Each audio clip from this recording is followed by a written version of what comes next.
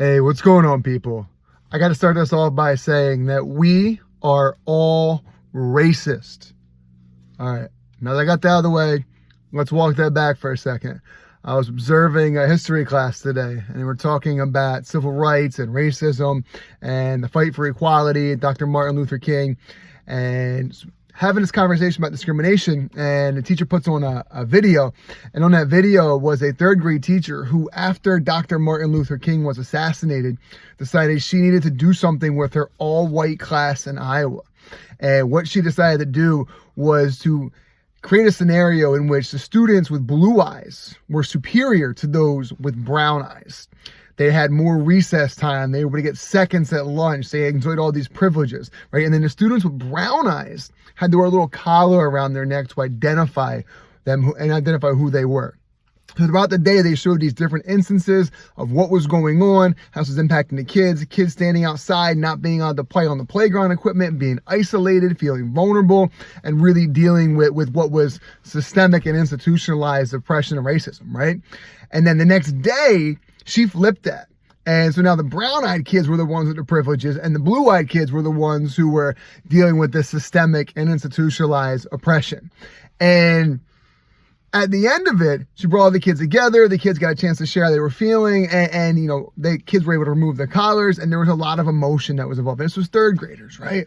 And so it launched a topic in the classroom that I was in today about what this looks like and just racism in general. And the teacher said, you know, we're going to watch a part where they do the same thing with adults tomorrow. So then a student said something along the lines of, well, you know, you can't teach adults. You can't teach adults that. And so the conversation got going, and I said, listen, you can, but it's not that easy. Because whenever you talk about racism to people, especially adults, you know, they have these issues with being 100% honest because they don't want to look like and appear that they are racist.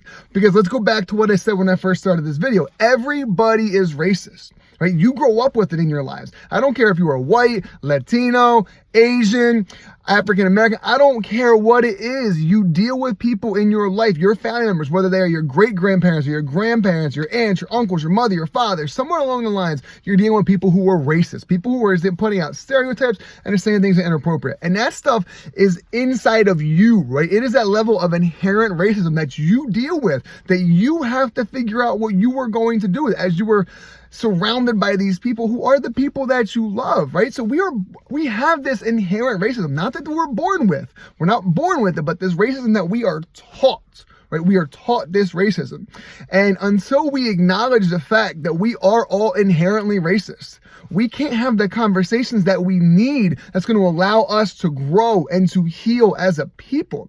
Because what I have experienced when I talk with white people and different people about institutionalized racism and systemic oppression and things of this nature is that people don't want to acknowledge the fact that they have it because they are ashamed, and they don't want to say that they've experienced that they felt that way, because then they don't want to be in turn labeled as a racist. Now, some of us are at the point where we've grown and we've gotten there, and we've risen above that, and we can see it for a little bit different, but others need that help.